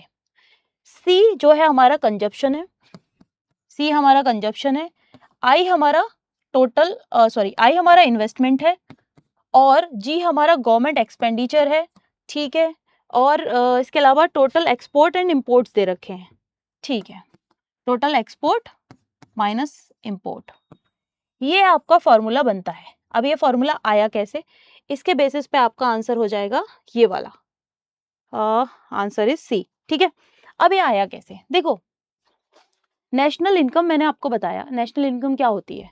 National income का मतलब होता है जीडीपी एट फैक्टर कॉस्ट। ठीक है, जीडीपी एट फैक्टर कॉस्ट। जब हम नेशनल इनकम की बात करते हैं, जब हम नेट नेशनल इनकम की बात करते हैं या नेट नेशनल प्रोडक्शन की बात करते हैं, तब हम मार्केट प्राइस पे जब जाते हैं, तो इसमें क्या होता है कि हम जो चीज़ें हैं लाइक कंजप्शन हमारा कितना हो रहा है, ये हम ऐड ऑन करेंगे, क्योंकि कंजप्शन हम जो कर रहे हैं, जो हम कंज्यूम कर रहे हैं, वो हमारा कंजप्शन है, और वो हमारा किस पे आ रहा है, फैक्टर्स, 4 फैक्टर्स मैंने समझाए। उसके बाद इन्वेस्टमेंट कितना हो रहा है। ठीक है, उसके बाद गवर्नमेंट भी तो आपको सपोर्ट कर रही है, गवर्नमेंट का जो सपोर्ट है इन फॉर्म ऑफ सब्सिडी, वो हमेशा प्लस किया जाएगा। ठीक है, फिर एक्स माइनस, यानी कि जो आपके एक्सपोर्ट हो रहे हैं वो ज़्यादा होने चाहिए हमेशा, और इसमें से आप इंपोर्ट को माइनस कर दोगे। क्यों इंपोर्ट को माइनस करना होता है, क्योंकि इंपोर्ट जो है वो एक तरीके से लायबिलिटी का काम करेगा। जब तक आप इंपोर्ट को एड ऑन करते रहोगे, आप रियल इनकम नहीं फाइंड आउट कर सकते। ठीक है, is it clear? Okay, next आगे चलते हैं। Okay, national income of a country for a given period is equal to, national income यानी किसी निश्चित अवधि के लिए देश की राष्ट्रीय आय किसके बराबर होती है, देश के नागरिकों द्वारा उत्पादित वस्तुओं और सेवाओं का कुल मूल्य, total value of goods and services provided by nationals. ये जो है नेशनल्स वाला, अगर आप थोड़ा सा पीछे जाओगे, ठीक है, तो मैंने आपको बताया ये नेशनल्स वाला ही तो है। हाँ, तो ये क्या होना चाहिए, ये जीएनपी होता है। क्या होता है, ग्रॉस नेशनल प्रोडक्ट, यानी ये तो फिर क्या हो गया, ये तो जीएनपी हो गया ना, ये नेशनल इनकम कहाँ है। ठीक है, sum of total consumption and investment expenditure, यानी कि कुल उपभोग आपने कितना किया और निवेश व्यय का योग, इससे तो आपकी कोई इनकम नहीं निकल के आएगी। ठीक है, इससे सिर्फ आपके खुद के एक्सपेंडिचर ही निकल के आ पाएंगे। ठीक है, दूसरा sum of personal income of all individuals, क्या ऐसा पॉसिबल है, ये पर्सन ए है, ये पर्सन बी है, मतलब P1 P2 P3 plus P ऐसे से इन्फिनिटी तक सबकी इनकम को मैं कैलकुलेट करूं, और उसको कैलकुलेट करने के बाद मैं नेशनल इनकम निकालने की कोशिश करूं, क्या मेरे फैक्टर्स रियल निकल के आएंगे, क्या मेरा जो डेटा होगा वो रियल निकल के आएगा, नहीं आएगा। ठीक है, ये नहीं आएगा, तो इसीलिए ये भी गलत हो गया, ये भी गलत हो गया। Yes, money value of final goods and services produced, क्योंकि मैंने आपको बताया अभी इससे पहले कि GDP at factor cost is equal to national income. ठीक है, नेशनल इनकम। ठीक है, जीडीपी एट फैक्टर कॉस्ट जब आप निकालते हो तो वो आपकी नेशनल इनकम होती है, क्योंकि उसमें सिर्फ 4 फैक्टर्स इन्वॉल्व होते हैं, बाकी कोई सब्सिडी, कोई इनडायरेक्ट टैक्सेस नहीं इंक्लूड होते। ठीक है, और एक चीज याद रखना, ये इसमें ना आपके फॉरेन से जो भी पैसा आ रहा है वो इन्वॉल्व है, वो इंक्लूड है। ठीक है, ठीक है, आगे चलते हैं। आगे हम बात करेंगे एनआई के बारे में, यानी कि नेशनल इनकम क्या होती है। ठीक है, नेशनल इनकम क्या होती है, इससे पहले मैंने आपको भी अभी जो स्लाइड्स में समझाया है कि नेशनल इनकम किस तरीके से बनती है। अब नेशनल इनकम में क्या क्या चीजें शामिल होती हैं, NI is equals to NNP at basic price. ठीक है, एनएनपी एट बेसिक प्राइस, अप्रत्यक्ष कर यानी कि इनडायरेक्ट टैक्सेस में से आप माइनस कर रहे हो सब्सिडीज को। ठीक है, दूसरा है एनआई बाजार कीमत पर एनएनपी यानी इनडायरेक्ट टैक्सेस। ओके, ये रिपीट हो गया है। ठीक है, इसको हटा देते हैं। ठीक है। एनआई यानी नेशनल इनकम क्या होता है? NNP at market price. NNP आप किस पे निकाल रहे हो? मार्केट प्राइस पे निकाल रहे हो, ठीक है। एक है तीसरा national income eight market price, जिसमें से आप डायरेक्ट टैक्सेस को माइनस करते हो माइनस सब्सिडीज। देखो, आप डायरेक्ट टैक्सेस वाला अभी तक मैंने आपको पढ़ाया नहीं, तो जब आपको पढ़ाया नहीं तो डायरेक्ट टैक्स कहाँ से होगा? तो सीधे सीधे हटा दो, डायरेक्ट टैक्स का जैसा कुछ हमने पढ़ा ही नहीं है, तो डायरेक्ट टैक्स होगा कहाँ से? अब बात करते हैं एनआई, जो कि हमारा एनएनपी एट बेसिक प्राइस, और उसमें से आप इनडायरेक्ट टैक्सेस ऐड करके सब्सिडीज को माइनस कर रहे हो। दूसरा है एनएनपी एट मार्केट प्राइस, ठीक है। हमेशा करों को, यानी जो अप्रत्यक्ष कर होते हैं वो माइनस होते हैं, सब्सिडी हमेशा एड ऑन की जाती है, ठीक है, याद रखेगा। तो फर्स्ट वन इज रॉन्ग, इसका आंसर होगा बी। बी में हमारी जो नेशनल इनकम होती है वो होती है NNP at NNP at market price, ठीक है, याद रखेगा। ओके। और जीडीपी, इसके अलावा एनआई क्या होती है? जीडीपी। देखो, कुछ स्टेटमेंट ना अभी ये कंफ्यूजिंग जैसे हो जाते हैं, तो फैक्टर कॉस्ट आपको पढ़ना तो पड़ेगा ही, ठीक है, ये आपको याद रखने पड़ेंगे। नेशनल इनकम किस पे निकाल रहे हैं हम? एनएनपी एट मार्केट प्राइस पे इसको कैलकुलेट किया जा रहा है, ठीक है। Next, NNP at market price, ठीक है, बाजार कीमत पर शुद्ध राष्ट्रीय उत्पाद, यानी एनएनपी एट मार्केट प्राइस है बाजार कीमत पर सकल राष्ट्रीय उत्पाद माइनस विदेशों से प्राप्त शुद्ध आय। बाजार कीमत पर सकल राष्ट्रीय उत्पाद माइनस हस्तांतरण भुगतान। बाजार कीमत पर सकल राष्ट्रीय उत्पाद माइनस मूल्यह्रास। बाजार कीमत पर सकल राष्ट्रीय उत्पाद माइनस सब्सिडी। कहने का मतलब है जो नेट नेशनल प्रोडक्ट होता है, यानी कि एनएनपी, ठीक है, अभी निकलता कैसे है? एनएनपी एट मार्केट प्राइस, ये आपसे पूछा जा रहा है, ठीक है। एनएनपी एट मार्केट प्राइस होता क्या है? यहाँ कह रहा है जीएनपी, यानी कि GNP eight market price minus net income from abroad. Net income from abroad, ठीक है। आप मुझे एक बात बताओ, आप एक बात बताओ कि ये जो जीएनपी है, ये जो जीएनपी है हमने अभी कैलकुलेट किया दोनों कंट्रीज से कंपेयर करके, जीएनपी में क्या नेशनल इनकम्स जो थे उसमें ऑलरेडी अब्रॉड वाली इनकम शामिल थी या नहीं थी? ठीक है, उसमें ऑलरेडी ये जो कहाँ गया ये, हाँ, ये इनकम थी वो शामिल थी या नहीं थी? शामिल थी, तो ये कहाँ से सही हो जाएगा? दूसरा हो गया gross national product at market price transfer payments, ठीक है, माइनस ट्रांसफर पेमेंट्स, ठीक है। Gross national product at market price minus depreciation. Gross national product at market price minus subsidies. देखो, ये जो है इस वाले में, तो इसमें अगर हम बात करते हैं एनएनपी एट मार्केट प्राइस, देखो एनएनपी होता क्या है? Net national product at market price. इसका मतलब हमें जो जीएनपी है, कहीं ना कहीं नेट कहाँ से आ रहा है? कहीं ना कहीं नेट इसलिए आ रहा है क्योंकि जो ग्रॉस है उसमें से माइनस करना पड़ेगा। That means GNP eight market price minus depreciation, ठीक है, माइनस डेप्रिसिएशन। अब ये फॉर्मूला आपको किस लाइन में मिल रहा है? ये हमारा फॉर्मूला होता है एनएनपी निकालने का, किसमें से? जीएनपी में से, यानी NNP from market price, NNP at market price को कैलकुलेट करना है तो पहले आपको जीएनपी पता होनी चाहिए एट मार्केट प्राइस। उसमें से आप क्या करोगे? डेप्रिसिएशन को माइनस कर दो। डेप्रिसिएशन क्या होता है? डेप्रिसिएशन का मतलब होता है कि जब भी आप सामान को इधर से उधर लेके जा रहे होते हो, जब भी आप गुड्स को मूव करा रहे होते हो, तो उसमें होने वाला जो भी छोटा मोटा किसी भी तरीके से लॉस जो होता है उसको हम डेप्रिसिएशन में कंसीडर करते हैं, ठीक है। तो ये मेरा आंसर मिलेगा मुझे सी में, ठीक है, GNP eight market price minus depreciation, ठीक है। बाकी देखो, ये वाला जो है सब्सिडी वगैरह ये सब नहीं है इसमें इंक्लूड, हम डेप्रिसिएशन की बात कर रहे हैं, ठीक है, सब्सिडी इन्वॉल्व नहीं रहती।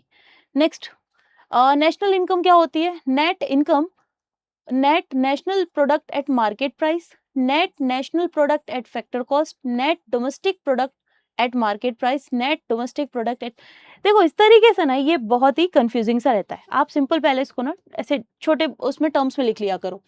एनएनपी एट मार्केट प्राइस, ठीक है, पहला स्टेटमेंट ये है। दूसरा कह रहा है एनएनपी एट फैक्टर कॉस्ट। तीसरा कह रहा है डोमेस्टिक प्रोडक्ट यानी कि एनडीपी एट मार्केट प्राइस और एनडीपी एट फैक्टर कॉस्ट, ठीक है। अभी तक मैंने ये 2 टर्म्स आपको नहीं पढ़ाए, इनको हम कल डिस्कस करेंगे। आज अभी तक मैंने आपको ये 2 चीज़ें पढ़ाई हैं, ठीक है। अगर आप थोड़ा पीछे जाओगे, NNP eight factor cost, NNP at market price, ठीक है। एनएनपी एट फैक्टर कॉस्ट, हाँ। ये जब नेशनल इनकम की बात मैंने आपको यहाँ बताई, तो आपने देखा कि आप ये देखो, एक ही तरीके से फॉर्मूले पे क्वेश्चन किस तरीके से सेट हो रहा है, ठीक है। अलग अलग तरीके से उसको सेट किया जा रहा है। इसका मतलब नेशनल इनकम मैंने आपको बताया, net net national product at market price, ठीक है। तो आपका आंसर क्या होना चाहिए, net national product at market price is correct answer, यानी कि बाजार कीमतों पर शुद्ध राष्ट्रीय उत्पाद प्रोडक्ट, ठीक है। ये हो जाएगा आपका आंसर, क्योंकि कारक लागत अलग है, फैक्टर कॉस्ट अलग है, ठीक है। फैक्टर कॉस्ट की बात नहीं कर रहे, ठीक है। फैक्टर कॉस्ट की बात नहीं कर रहे। नेशनल इनकम में जब आप बात करते हो तो आप सारी चीजों को इन्वॉल्व करते हो, ठीक है। ओके,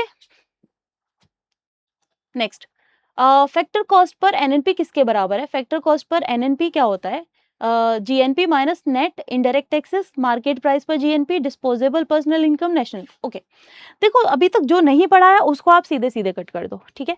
अब जैसे कि एनएनपी एट फैक्टर कॉस्ट, यानी हमसे पूछ क्या रहा है, एनएनपी एट फैक्टर कॉस्ट, इसकी बात कर रहा है, ठीक है। एनएनपी एट फैक्टर कॉस्ट की बात कर रहा है। GNP eight factor cost minus net indirect taxes, GNP eight market price, disposable personal income, national income, ठीक है।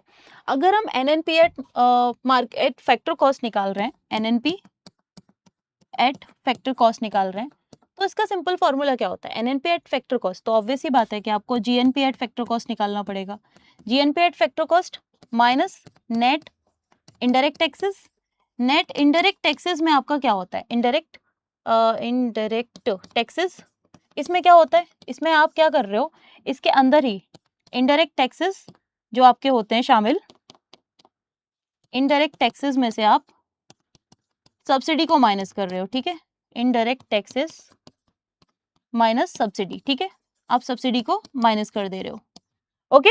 इस तरीके से आपके नेट इनडायरेक्ट टैक्सेस निकल आते हैं, सॉरी, सब्सिडी को यहाँ पे प्लस करना है। तो इस तरीके से आपके टैक्सेस को हमेशा माइनस करेंगे और सब्सिडी को प्लस करेंगे, क्योंकि इनडायरेक्ट टैक्सेस क्या है, आपको सरकार की तरफ से जो टैक्स आपके ऊपर लगाए जा रहे थे और उसको कंपनसेट करने के लिए आपको सब्सिडी दी जा रही थी। तो इस तरीके से इनडायरेक्ट टैक्सेस को हमेशा माइनस किया जाता है एंड सब्सिडी को प्लस किया जाता है। तो इस तरीके से ये निकल के आ जाएगा। तो अभी फाइनली ऑप्शन क्या हो जाएगा, एक, यानी जीएनपी आपको पहले फैक्टर कॉस्ट पे कैलकुलेट करना है, उसमें से आपको इनडायरेक्ट टैक्सेस को माइनस करके सब्सिडी को प्लस कर देना है, ठीक है। नेक्स्ट क्वेश्चन, नेक्स्ट क्वेश्चन है, राष्ट्रीय आय का संबंध क्या है, मतलब राष्ट्रीय आय शब्द का अर्थ क्या है। बाजार कीमतों पर सकल राष्ट्रीय उत्पाद में से मूल्यह्रास घटाना, बाजार कीमतों पर सकल राष्ट्रीय उत्पाद में से मूल्यह्रास घटाना, विदेशों से प्राप्त शुद्ध आय को ऐड करना, या फिर मतलब ये अप्रत्यक्ष कर घटाना और सब्सिडी जोड़ना, या फिर ये जो विदेशों से प्राप्त शुद्ध आय कारक, ठीक है। देखो सिंपल भाषा में समझते हैं एनआई क्या है, ठीक है।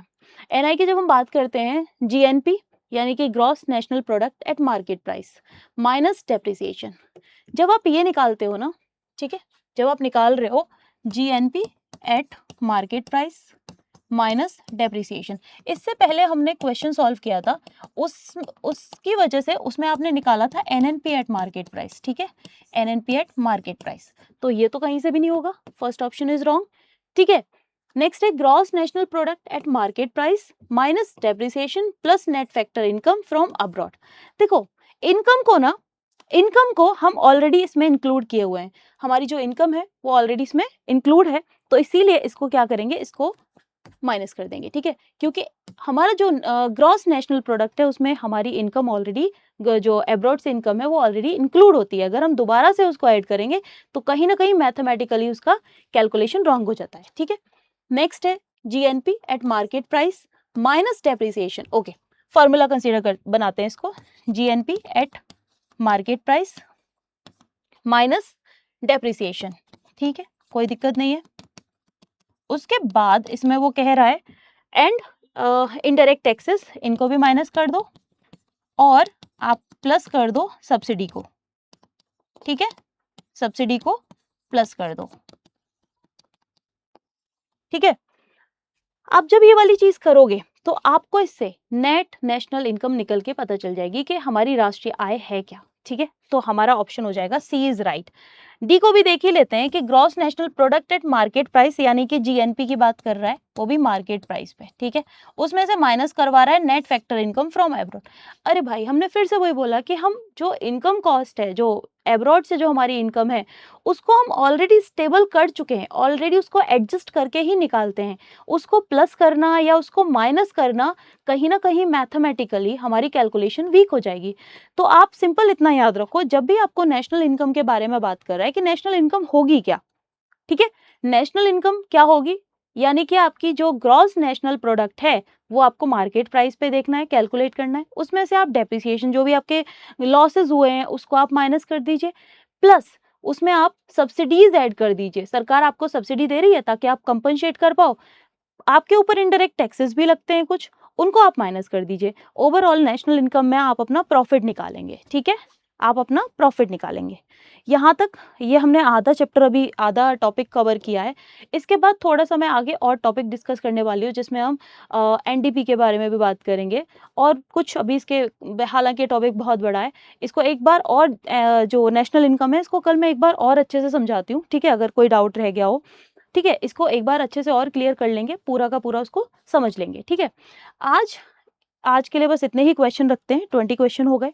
अभी आई थिंक नेक्स्ट 20 क्वेश्चंस और, क्योंकि उसमें क्या है ना, कुछ रिपीटेशन है। जैसे कि लाइक कुछ पर्टिकुलर ईयर्स के क्वेश्चन है, बेस ईयर से रिलेटेड क्वेश्चन है, तो जो बेस ईयर अभी खत्म हो चुका है उसके बारे में बात करने का कोई मतलब नहीं है। तो अभी हम प्रेजेंट की चीज़ों पे बात करेंगे, ठीक है। तो अगर आपको ये सेशन पसंद आया हो, लाइक, कमेंट एंड शेयर। अगर कोई डाउट हो, कमेंट बॉक्स में लिख दीजिएगा, ठीक है। And thank you so much.